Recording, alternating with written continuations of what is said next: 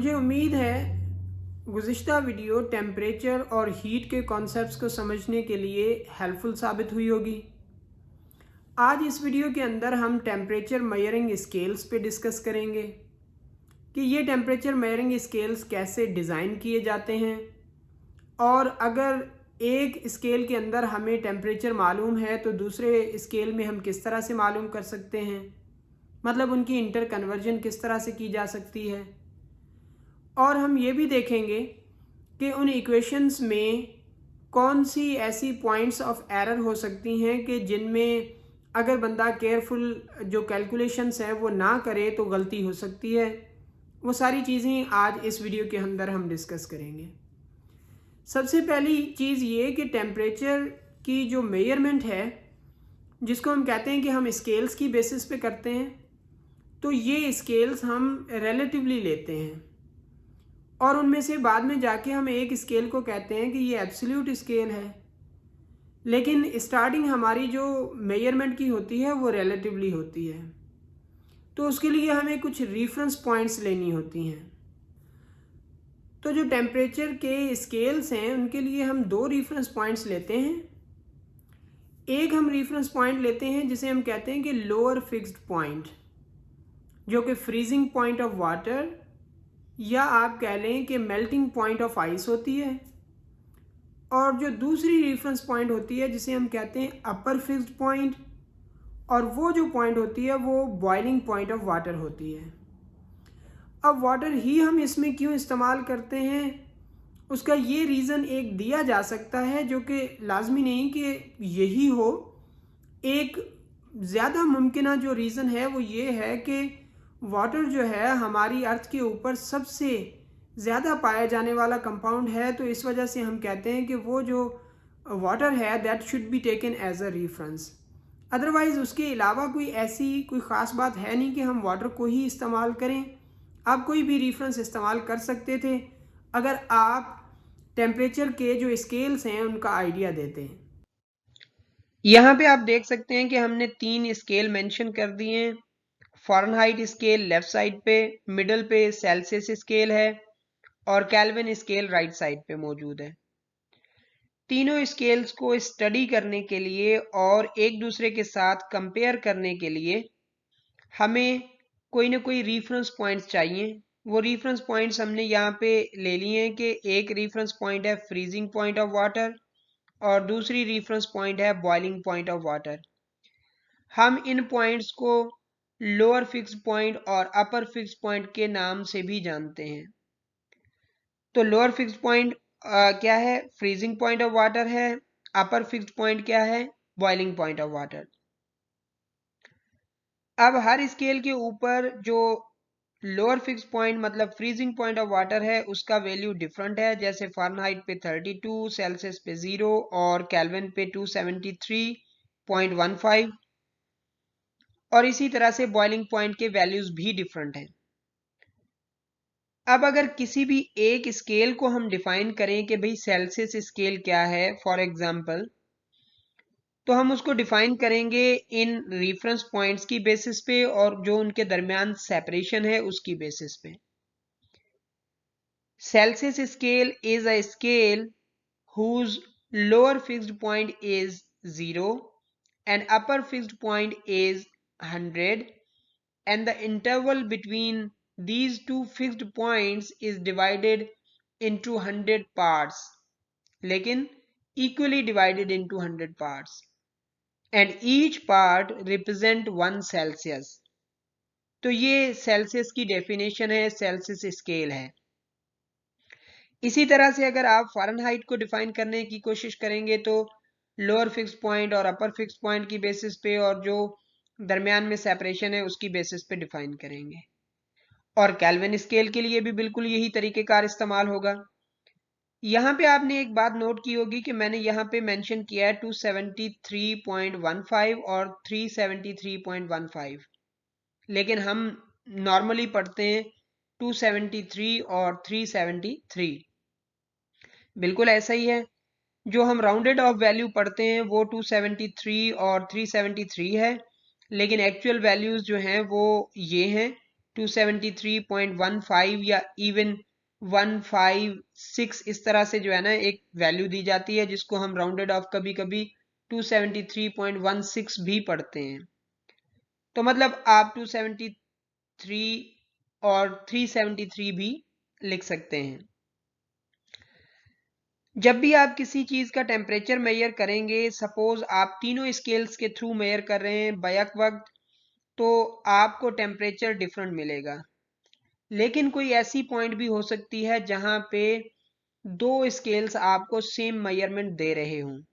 जैसा कि आप यहाँ पे देख सकते हैं कि -40 पे फ़ारेनहाइट स्केल और सेल्सियस स्केल बिल्कुल सेम मेजरमेंट दे रहे हैं, लेकिन तीनों स्केल कभी भी सेम मेजरमेंट नहीं देते।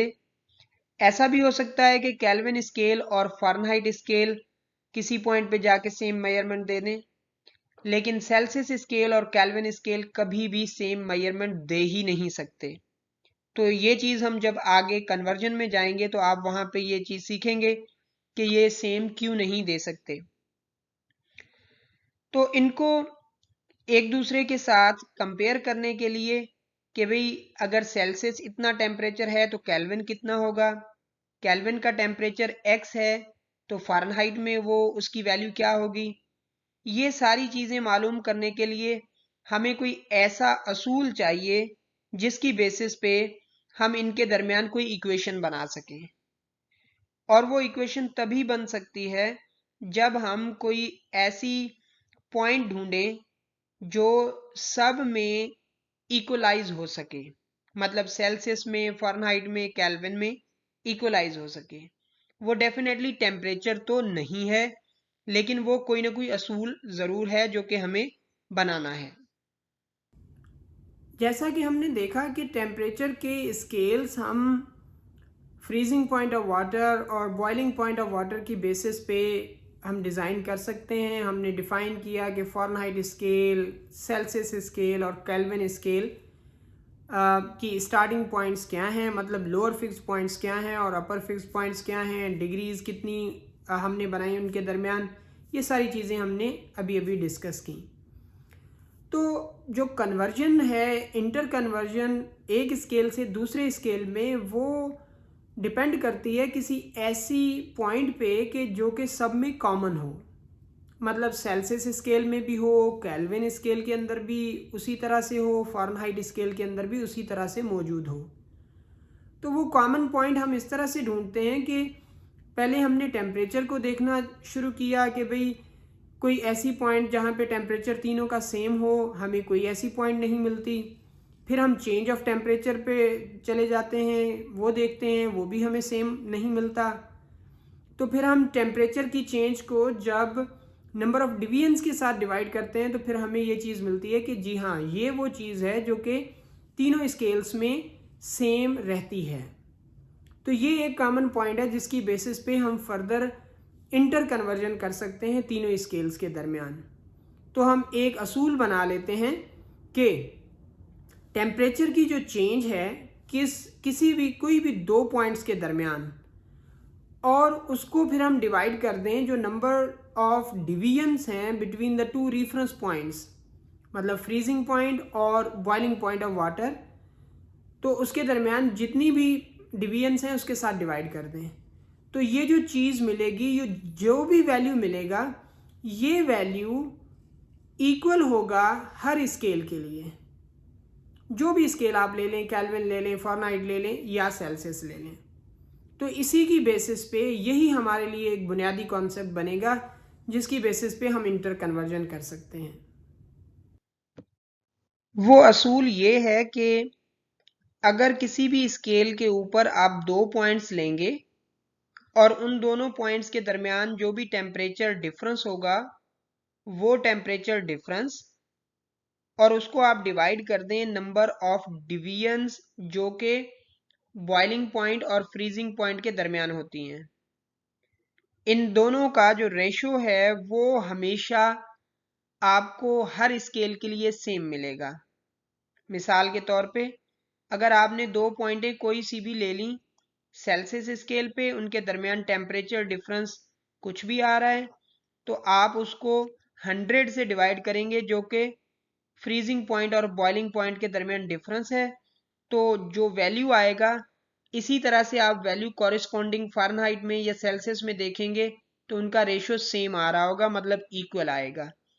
तो ये वो पॉइंट है, ये वो एक स्टैंडर्ड है जो कि सब में सेम है, जिसको मैंने डेल्टा टी ओवर एन से लिख दिया है। Delta T change in the temperature between the 2 points है और n number of degrees between the 2 reference points है। ये सैम्पल्स मैंने इसी तरह से ले ली हैं, अदरवाइज ये कोई फिक्स्ड सैम्पल्स नहीं है। इस चीज को साबित करने के लिए हम इस तरह से करते हैं कि मिड पॉइंट पे यहाँ पे एक लाइन ड्रॉ कर देते हैं कि भाई किसी चीज में हमने ये तीनों थर्मोमीटर डिप किए, उसको हीट अप करना शुरू किया और उसने टेम्परेचर जो है उसका बढ़ता हुआ शो करना स्टार्ट कर दिया। तो अब वो जो पॉइंट हमें मिल रही है वो यहाँ पे है, बिल्कुल मिड पे है, फ्रीजिंग और बॉइलिंग के मिड पे।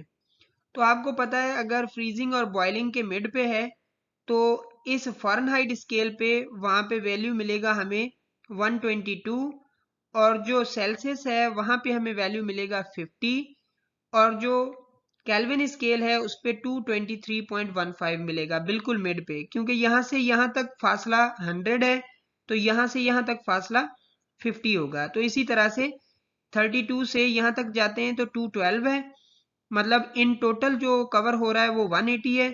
तो मिड तक जाते जाते 90 की चेंज आएगी तो वो 32 से 90 122। तो अब अगर इस चीज को हम इस तरह से देखें, जो हमने पिछली स्लाइड पे मेंशन की चीज कि भाई जो वैल्यू है हमारे पास चेंज का 2 पॉइंट्स में, उसको आप डिवाइड करें total number of divisions between the 2 reference points पे। तो वो चीज हम यहाँ पे करने जा रहे हैं कि यहाँ पे डिफरेंस है फ़ारेनहाइट स्केल पे 32 और 122, मतलब जो डिफरेंस आएगा वो आएगा 90 का, डिफरेंस 90 है और जो नंबर ऑफ डिविजन्स हैं वो कितनी है, वो 180 है। तो मैं यहाँ पे लिख देता हूँ 90 डिवाइडेड बाय 180। और इसी तरह से अगर सेल्सियस पे देखें तो यहाँ से लेके यहाँ तक हमें डिफरेंस कितना मिल रहा है, ये मिल रहा है 50 डिवाइडेड बाय 100। तो अगर आप 90 डिवाइडेड बाय 180 और 50 डिवाइडेड बाय 100 देखें तो रिजल्ट दोनों में सेम मिलेगा 1/2। तो इसका मकसद है कि बिल्कुल ये चीज करेक्ट है कि अगर आप change of temperature between the 2 points लेंगे और उसको उसी स्केल की number of divisions between the reference points से डिवाइड करेंगे तो जो भी वैल्यू आएगा वो दूसरे स्केल में इसी तरह से लिए गए वैल्यू के साथ इक्वल होगा। तो इस सेंस में तीनों स्केल्स एक दूसरे के बराबर आएंगे। तो यही वो पॉइंट है जिसको हम फर्दर कंपैरिजन इस्तेमाल करेंगे। तो ये स्टेटमेंट एक्चुअल में कोई फिजिक्स का लॉ तो नहीं है, लेकिन हमने इस एग्जाम्पल की बेसिस पे इस चीज को साबित कर लिया कि वाकई ये टेम्परेचर के जो स्केल्स हैं उनको कंपेयर करने के लिए एक ट्रुथ है। और ट्रुथ क्या है कि दो कोई सी भी पॉइंट्स होंगी, मतलब जरूरी नहीं है कि आप मिड पॉइंट लें या कोई भी लें, कोई सी भी दो पॉइंट्स ले लें, उनके दरमियान का टेम्परेचर डिफरेंस मेजर कर लें जिसको हमने डेल्टा टी कहा है और डिवाइड कर दें total number of divisions between the 2 reference point से। तो ये आपको सारे टेम्परेचर स्केल्स के लिए सेम मिलेगा। That is our reference statement for the comparison of 3 scales of the temperature। यहाँ पे अब हम टेम्परेचर के कंपैरिजन के लिए कि तीनों स्केल्स में हम कंपैरिजन कर सकें, एक में टेम्परेचर मालूम हो तो दूसरे में मालूम कर सकें, उसके लिए एक इक्वेशन बनाएंगे। और इस इक्वेशन के लिए ज़रूरी नहीं कि मैं मिड पॉइंट पे कोई लाइन ड्रॉ करूं, कोई मिड पॉइंट को सिलेक्ट करूं, वो पॉइंट कहीं पे भी सिलेक्ट की जा सकती है। जैसा कि मैं वो पॉइंट यहाँ पे ले रहा हूँ कि यहाँ पे फ़ारेनहाइट में भी फिलहाल मैं कहूँगा कि टेम्परेचर अननोन है, सेल्सियस पे भी, केल्विन पे भी, और वो टेम्परेचर्स मैंने एफ, सी और के से मेंशन कर दिए हैं और ये टेम्परेचर हमें मालूम करने हैं। और सपोज कर लेते हैं कि अगर एक स्केल में वो मालूम है तो दूसरे स्केल में डिटरमाइन करने हैं, तो मतलब इंटर कन्वर्जन करनी है। तो उस इंटर कन्वर्जन के लिए पहले मैं ले रहा हूं कि फ़ारेनहाइट और सेल्सियस को सपोज कर लेते हैं कि हम कंपेयर करें। तो उसके लिए फ़ारेनहाइट की स्टार्टिंग पॉइंट में लूंगा जो उसकी लोअर फिक्स्ड पॉइंट है 32 और जो फाइनल पॉइंट है वो एफ है। इसी तरह से जो सेल्सियस स्केल पे लोअर फिक्स्ड पॉइंट है वो 0 है और जो अपर टेम्परेचर हमने लिया है वो है हमारे पास सी जो कि अननोन है। अब इन दोनों स्केल्स की ये जो इंफॉर्मेशन है इसकी बेसिस पे हम इन दोनों को कंपेयर करेंगे उस इक्वेशन के थ्रू जो हमने अभी अभी बनाई है। तो अब हमने जो असूल बनाया है तीनों स्केल्स के लिए कि change of temperature between 2 points divided by total number of degrees between the reference points is same for all the scales, तो वो हम यहाँ पे अप्लाई करेंगे। ये मैंने इक्वेशन लिख दी सेल्सियस और फ़ारेनहाइट के लिए, जहाँ पे ये सेल्सियस के लिए और ये साइड फ़ारेनहाइट के लिए रिप्रेजेंट कर रही है। Delta T change of temperature between 2 points. तो 2 पॉइंट जो हमने अभी अभी देखी कि फ़ारेनहाइट के लिए 2 पॉइंट्स क्या हैं, एफ और 32, और सेल्सियस के लिए क्या है, सी और 0। तो वो यहाँ पे मैं सब्सटीट्यूट कर रहा हूँ कि final point C minus 0 divided by 100, F minus 32 divided by 180। तो 180 और 100 पे हम 20 के साथ इनको डिवाइड कर सकते हैं, जिसके बाद इक्वेशन हमें कुछ इस तरह से मिल जाएगी कि c by 5 equal to F minus 32 divided by 9। अब अगर हम c के लिए इस इक्वेशन को रीअरेंज करें तो 5 यहाँ पे डिवाइड कर रहा है, अगर 5 दोनों साइड पे मल्टीप्लाई करेंगे तो हमारे पास इक्वेशन मिल जाएगी c equal to 5 by 9 into F minus 32। तो ये वो इक्वेशन है जिसमें अगर हमारे पास f की वैल्यू मौजूद हो तो हम c की वैल्यू डिटरमाइन कर सकते हैं। यहाँ पे आपको केयरफुल रहना पड़ता है, वो इसलिए कि कभी कभी गलती में ये ब्रैकेट आप यहाँ पे नहीं लगाते, तो आप क्या करते हैं कि 5 बाय 9 से जो वैल्यू आ रहा है उसको डायरेक्टली f के साथ मल्टीप्लाई कर देते हैं, तो रिजल्ट में आपने एक गलती कर ली। लेकिन इसमें करना है क्या है कि आपने f में से 32 को पहले सब्ट्रैक्ट करना है, उसके बाद 5 बाय 9 का जो रेशो है उसके साथ मल्टीप्लाई करना है। तो अगर हम f के लिए इसको रीअरेंज करें तो जो ऊपर वाली इक्वेशन है उसमें आप देख सकते हैं कि 9 डिवाइड कर रहा है, अगर हम दोनों साइड पे 9 मल्टीप्लाई करेंगे तो इक्वेशन कुछ इस तरह से बन जाएगी 9c by 5 equal to f minus 32। तो यहाँ पे 32 नेगेटिव के हैं तो वही हम ऐड करेंगे दोनों साइड पे, तो इक्वेशन हमारे पास मिल जाएगी f equal to 9 by 5 c plus 32। तो अगेन यहाँ पे एक कंफ्यूजन होता है कि इसमें ब्रैकेट मौजूद है तो इसमें भी ब्रैकेट होगी, c प्लस 32 ब्रैकेट के अंदर होगा, नहीं, यहाँ पे बिल्कुल अपोजिट है कि 9 बाय 5 में से जो वैल्यू मिलेगा वो डायरेक्टली c के साथ पहले मल्टीप्लाई होगा, बाद में 32 के साथ ऐड होगा। तो ये वो पॉइंट्स हैं जो कि इस इक्वेशन में आपके लिए प्रॉब्लम क्रिएट कर सकती हैं, इसके लिए आपने केयरफुल रहना है। अब अगर सेल्सियस और केल्विन को इसी तरह से कंपेयर किया जाए तो ये इक्वेशन सेल्सियस और केल्विन के लिए, तो इनिशियल और जो फाइनल पॉइंट्स हैं वो हमने डिफाइन कर दिए हैं कि c और 0, यहाँ पे k और 273। तो अगर मैं उसको यहाँ पे सब्सटीट्यूट करूंगा तो इक्वेशन कुछ इस तरह से बन जाएगी। यहाँ पे आप देख रहे हैं कि डिवाइजर दोनों में क्या है, 100 है, तो वो कैंसिल आउट हो जाएगा और इक्वेशन मिल जाएगी c equal to k minus 273, जो कि इक्वेशन है जिसमें हमें अगर k की वैल्यू मालूम है वो सब्सटीट्यूट करें तो c हमें मिल जाएगा। और इसी को रीअरेंज करके हम इस तरह से भी लिख सकते हैं कि k equal to c plus 273, मतलब C की वैल्यू मौजूद है तो K हमें इजीली मिल सकता है। तो ये वो इक्वेशंस हैं जो सेल्सियस से केल्विन और केल्विन से सेल्सियस में आप कन्वर्जन कर सकते हैं। और लेफ्ट साइड पे जो हमने मालूम की वो सेल्सियस टू फ़ारेनहाइट और फ़ारेनहाइट टू सेल्सियस में कन्वर्जन के लिए इस्तेमाल की जा सकती हैं। अब अगर फ़ारेनहाइट और केल्विन के लिए तो आप ये चीज़ नोट कर लें कि केल्विन के लिए स्टार्टिंग पॉइंट 273 और फाइनल पॉइंट के, इनिशियल पॉइंट और फाइनल पॉइंट जो फ़ारेनहाइट के लिए हैं वो वही हैं 32 और F। तो इनकी बेसिस पे हम इन दोनों की इंटर कन्वर्जन के लिए इक्वेशन बनाएंगे। तो बेसिक असूल वही के change of temperature between two points divided by total number of divisions for both scales is same. तो यहाँ पे केल्विन के लिए अगर हम लिखेंगे तो K माइनस 273 डिवाइडेड बाय 100 और फ़ारेनहाइट के लिए F माइनस 32 डिवाइडेड बाय 180।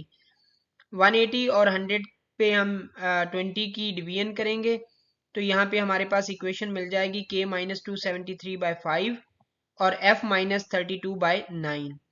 तो अगर हमने इसको K के लिए डिज़ाइन करना है तो 5 पहले इधर डिवाइड कर रहा है तो मल्टीप्लाई करेंगे 5 के साथ, हमारे पास इक्वेशन कुछ इस तरह से मिल जाएगी K minus 273 5 by 9 F minus 32।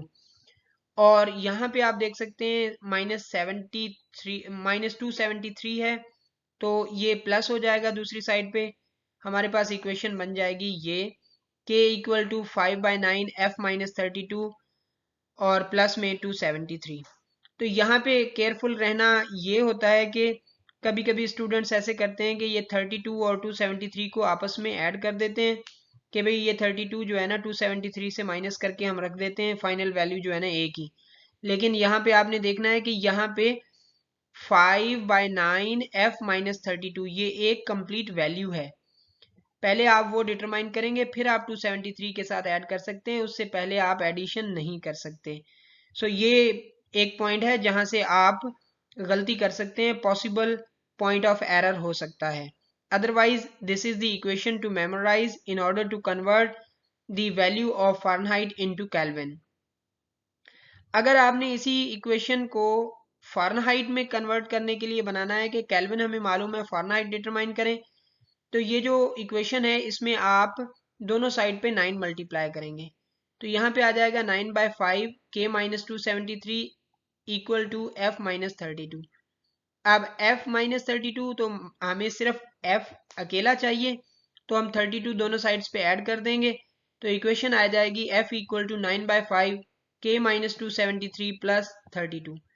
Again वही पॉइंट है कि आप जो है 273 को और 32 को आपस में ऐड नहीं कर सकते कि ये नंबर हैं तो इनको ऐड कर दें, नहीं, ये यहाँ पे एक अलग वैल्यू है, प्लस के बाद 32 एक अलग वैल्यू है। तो इस वजह से आप इन दोनों को जो है तब तक ऐड नहीं कर सकते जब तक ये सारे का सारा आप सॉल्व नहीं कर लेते। So this is the equation to convert kelvin into Fahrenheit. अब हम एक बहुत इंपॉर्टेंट कॉन्सेप्ट पे जा रहे हैं कि अगर हम चेंज ऑफ टेम्परेचर दो स्केल्स की कंपेयर करना शुरू कर दें तो वो तो हमने कंपेयर की है, लेकिन वो हमने इस तरह से कंपेयर नहीं की, हमने की है कि change of temperature between two points divided by total number of degrees. तो वो चीज हमारे पास ये है। लेकिन अगर हम सिर्फ और सिर्फ चेंज ऑफ टेम्परेचर को कंपेयर करें तो चेंज ऑफ टेम्परेचर को कंपेयर करने के लिए बेसिकली यही इक्वेशन इस्तेमाल होगी और उसमें नंबर ऑफ डिग्रीज को हम कोशिश करेंगे कि किसी तरह से ख़त्म कर दें। अगर मैं सेल्सियस और केल्विन के लिए ये चीज़ लिख रहा हूँ तो वो इस तरह से लिखी जाएगी। अब चेंज ऑफ टेम्परेचर दोनों की मैं लिख रहा हूँ कि change of temperature for celsius और change of temperature for kelvin, number of degrees दोनों में सेम है 100 तो इनको कैंसिल कर देंगे। तो change of temperature for Celsius and change of temperature for kelvin is same. मतलब अगर सेल्सियस स्केल पे 10 डिग्री चेंज हो रहा है टेम्परेचर तो केल्विन स्केल पे भी सेम चेंज होगा। अगर 1 डिग्री चेंज हो रहा है सेल्सियस स्केल पे तो केल्विन स्केल पे भी 1 डिग्री चेंज होगा। तो इसका मकसद ये हुआ कि degree of Celsius scale is equal to the degree of Kelvin scale. तो दोनों की डिग्रीज बिल्कुल इक्वल हैं, दोनों की डिग्रीज में कोई फर्क नहीं है। अगर हम सेल्सियस और फ़ारेनहाइट पे चले जाएं तो सेल्सियस और फ़ारेनहाइट के लिए नंबर ऑफ डिग्रीज डिफरेंट हैं। यहाँ पे हम देख रहे हैं कि change of temperature in Celsius, change of temperature in Fahrenheit, और यहाँ पे 180 है, यहाँ पे 100 है। तो अगर हम इस तरह से लिख दें क्रॉस मल्टीप्लाई करके, तो 180 TC और 100 TF, डेल्टा TF। तो यहाँ पे जो हमें पॉइंट मिल रही है वो ये है कि हमने दोनों साइड पे 100 से डिवाइड किया, तो यहाँ पे 1.8 delta TC equal to delta TF। तो इसका मकसद है डेल्टा TC और delta TF change of temperature on both scales is not exactly equal. यहाँ पे एक फैक्टर है जो कि 1.8 है। ये फैक्टर क्या बता रहा है कि अगर सपोज करें ये डेल्टा TC आप 1 ले लें, मतलब टेम्परेचर की चेंज सेल्सियस स्केल पे आपने 1 कर दी, तो उस कंडीशन में फ़ारेनहाइट की चेंज क्या होगी? तो यहाँ पे जब आप 1 सब्सटीट्यूट करेंगे तो 1.8। तो ये चीज़ हमने यहाँ पे लिख दी कि टेम्परेचर की चेंज उस हालत में 1.8 होगी।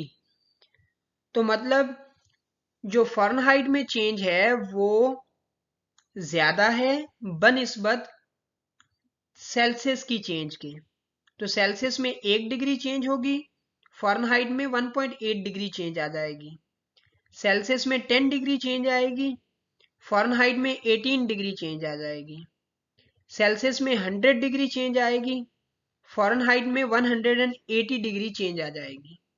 तो ये एक तनासुब जो है ना इन दोनों का चल रहा है, जिसकी बेसिस पे आप इनकी डिग्रीज को कंपेयर कर सकते हैं। तो इसको दूसरे अंदाज में ऐसे समझ सकते हैं कि सेल्सियस की 1 डिग्री के बराबर फ़ारेनहाइट की 1.8 डिग्रीज हैं। तो मतलब उसकी 1.8 अप्रोक्सीमेटली आप कह लें कि 2 डिग्रीज मिलाएंगे तो सेल्सियस की 1 डिग्री के इक्वल बनता है। तो इसका मकसद ये हुआ कि फ़ारेनहाइट की डिग्री स्मॉलर है, इस वजह से ये सेंसिटिव स्केल कहलाता है और इसीलिए हम इसे क्लिनिकल पर्पसेस के लिए इस्तेमाल करते हैं। एंड में ये MCQ देख लेते हैं कि temperature of an object on Fahrenheit scale change bye 21.6 degree, what is the corresponding change on Celsius scale? 10 degree, 11, 12 या 13 डिग्रीज। तो इसके लिए वही अंडरलाइंग कॉन्सेप्ट जो हमने सारी कन्वर्जेंस के लिए इस्तेमाल किया कि change in temperature divided by total number of degrees for one scale for other scale. ये सेल्सियस के लिए, ये फ़ारेनहाइट के लिए। तो फ़ारेनहाइट की चेंज आपको गिवन है 21.6 डिग्रीज, वो आप सब्सटीट्यूट करेंगे यहाँ पे।